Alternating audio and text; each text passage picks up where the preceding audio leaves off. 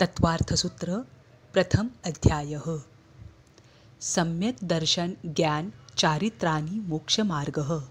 सम्यक दर्शन, सम्यक ज्ञान और सम्यक चारित्र, यह तीनों मिलाकर मोक्ष का मार्ग है। तत्वार्थ श्रद्धानम सम्यक दर्शनम। तत्व के अर्थात जो पदार्थ जिस रूप में विद्यमान है उसके उसी अर्थ का श्रद्धान करना सम्यक दर्शन है, यानी सम्यक्त्व है।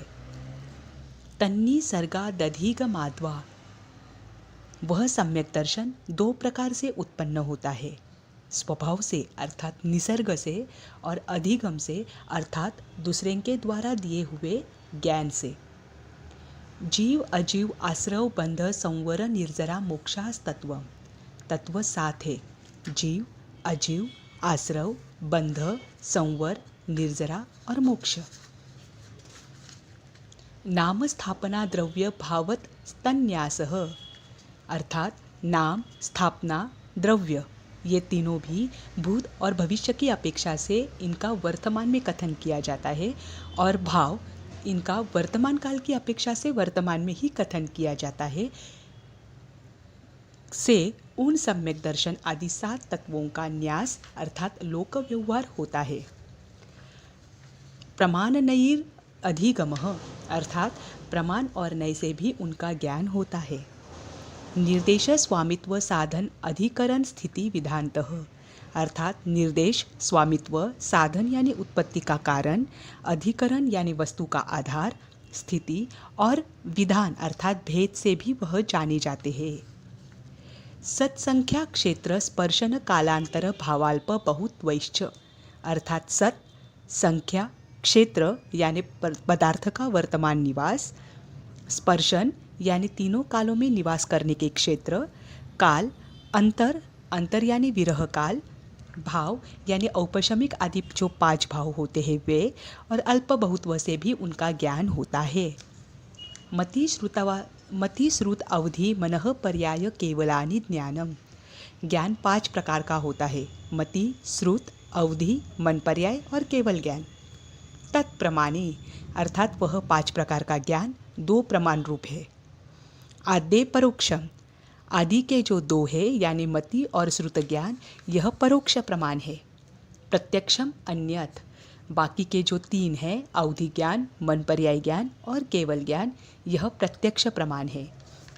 मति ही स्मृति संज्ञा चिंता अभिनिबोध इत्यनर्थांतरम, अर्थात मति, स्मृति, संज्ञा, संज्ञा यानी प्रत्यभिज्ञान अथवा मति और स्मृति का एकत्रित ज्ञान, चिंता यानी अविनाभाव संबंध का ज्ञान, अभिनिबोध यानी चिन्ह देखकर चिन्ह वाले का निश्चय करना, और इनको आदि लेकर अन्य प्रतिभा, बुद्धि आदि सब अनर्थांतर है, अर्थात मति ज्ञान ही है।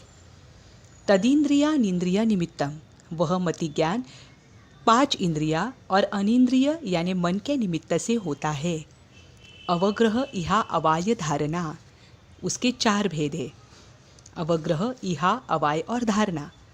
बहुविध क्षिप्र निसृता नुक्त ध्रुवानाम सेतरानाम, अर्थात बहुविध, क्षिप्र, अनिसृत, अनुक्त, ध्रुव, अल्प, एकविध, अक्षिप्र, निसृत, उक्त और अध्रुव, इस प्रकार 12 प्रकार का अवग्रह आदि रूप ज्ञान होता है।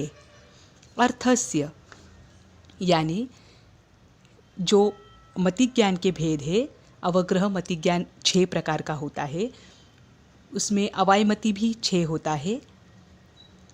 ऐसे इस प्रकार 6 करके उनके विरोध भी जोड़ने से 336 भेद होते हैं। ये उपरोक्त भेद प्रकट रूप अर्थ के हैं, जो प्रकट रूप है अर्थावग्रह के भेद है। व्यंजनस्यावग्रह न चक्षुरनिंद्रियाभ्याम, अप्रकट रूप पदार्थ का केवल अवग्रह ही होता है, जिसे व्यंजन अवग्रह कहते हैं, और अप्रकट रूप पदार्थ का ज्ञान नेत्र और मन से नहीं होता, अर्थात व्यंजनावग्रह मात्र 4 इंद्रियों से ही होता है, और उसके 48 भेद होते हैं। इस प्रकार मति ज्ञान के कुल मिलाकर 336 भेद होते हैं। श्रुतम मतिपूर्वम द्वयनेक द्वादश भेदम, श्रुत ज्ञान मति ज्ञान के निमित्त से होता है, उसके 2 भेद है: अंगबाह्य और अंग प्रविष्ट। अंग बाह्य के अनेक भेद है और अंग प्रविष्ट के 12 भेद है। भव प्रत्ययो वधि देव नारकानाम। अर्थात अवधि ज्ञान दो प्रकार का होता है, भव प्रत्यय और क्षयोपशम निमित्त अवधि ज्ञान। और उसमें जो भव प्रत्यय अवधि ज्ञान है वह देव और नारकियों के ही होता है। क्षयोपशम निमित्तः षड विकल्पः शेषानाम। क्षयोपशम निमित्त अवधि ज्ञान मनुष्य और तिर्यंचों को होता है और वह 6 प्रकार का है, अनुगामी, अननुगामी, वर्धमान, हीयमान, अवस्थित और अनवस्थित। रुजु विपुलमति मनः पर्यायः। मन पर्याय ज्ञान 2 प्रकार का होता है, रुजुमति और विपुलमति। विशुद्ध प्रतिपाताभ्याम तद विशेषः। परिणामों की विशुद्धता और अप्रतिपात यानी केवल ज्ञान होने तक चारित्र से न गिरने से इन दोनों में न्यूनाधिकता है। अर्थात रुजुमति से विपुलमति वाले के परिणाम अधिक विशुद्ध होते हैं और विपुलमति जो मन पर्याय ज्ञान है वह चारित्र से गिर नहीं सकता है, वह अंत तक रहता है, इसलिए उसे अप्रतिपाती कहा गया है। विशुद्धि क्षेत्र स्वामी विषयेभ्यो अवधि मन पर्यायो। अवधि और मन पर्याय ज्ञान में भी विशुद्धता, क्षेत्र, स्वामी और विषय की अपेक्षा से भेद होता है। मति श्रुतयोर निर्बंधो द्रव्येष्व सर्व पर्यायेषु। मति और श्रुत ज्ञान के विषयों को जानने का नियम द्रव्यों की कुछ पर्यायों में है। अर्थात मति ज्ञान और श्रुत ज्ञान 6 द्रव्यों की सब पर्यायों को नहीं जानते, थोड़ी थोड़ी पर्यायों को ही जान सकते हैं। ये 26वीं गाथा थी। आगे की देखिए, रूपीश्व वधेः। अवधि ज्ञान के विषय का नियम रूपी अर्थात मूर्तिक पदार्थों में है, अर्थात अवधि ज्ञान पुद्गल द्रव्य की पर्यायों को ही जानता है। तदनंत भागे मनः पर्यायस्य। अवधि ज्ञान द्वारा जाने हुए सूक्ष्म पदार्थ के अनंतवें भाग को मन पर्याय ज्ञान जानता है। सर्वद्रव्य पर्यायेषु केवलस्य। केवल ज्ञान के विषय का नियम समस्त द्रव्यों की समस्त पर्यायों में है, अर्थात केवल ज्ञान 6 द्रव्यों की समस्त पर्यायों को एक काल में जानता है। एकादीनी भाज्यानि युगपदेकस्मिन्ना चतुर्भ्यः। एक जीव में एक साथ विभाग किए हुए 1 से लेकर 4 ज्ञान तक हो सकते हैं। मति श्रुता वधयो विपर्ययश्च सत्सतोर विशेषाद यदृच्छोपलब्धेरुन्मत्तवत्। मति, श्रुत और अवधि यह 3 ज्ञान विपर्यय भी कहलाते हैं, अर्थात कुमति, कुश्रुत और कुअवधि अथवा विभंग ज्ञान कहलाते हैं।